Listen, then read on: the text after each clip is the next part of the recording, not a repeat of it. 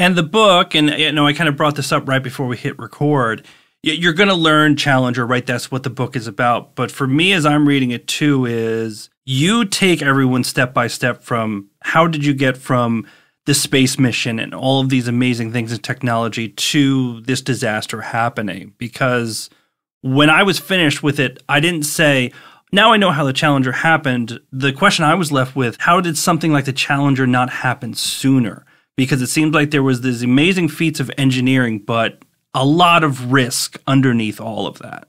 Right, that's true. The truth is that something like Challenger had happened before, because spaceflight is an extremely risky undertaking. And, they had had this major disaster in 1967 with the Apollo 1 launch pad fire, when 3 astronauts were killed on the launch pad at Cape Canaveral. But this really gets at kind of one of the elements of the story that I found most interesting, and has not really been kind of considered this way before, but kind of part of the original sin of NASA is that they have there's this dichotomy between the fact that the engineers and the astronauts at NASA are only too well aware of how dangerous spaceflight is. But at the same time, as an agency which requires for its continued existence to get money from Congress, its leadership has always perceived that what it requires is extraordinary public support and engagement. And in order to get that public support and engagement, they convinced themselves that they couldn't really be completely honest about how dangerous it was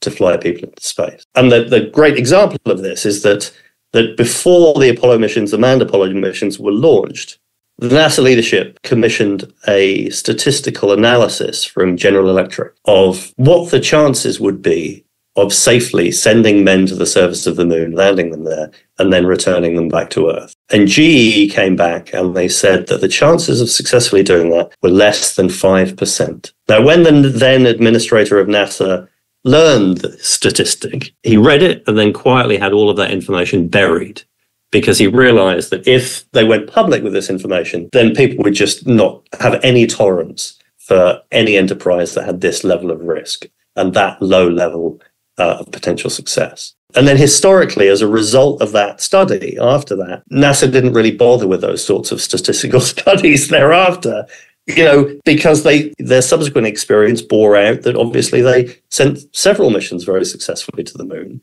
And this less than 5% figure didn't seem borne out by experience.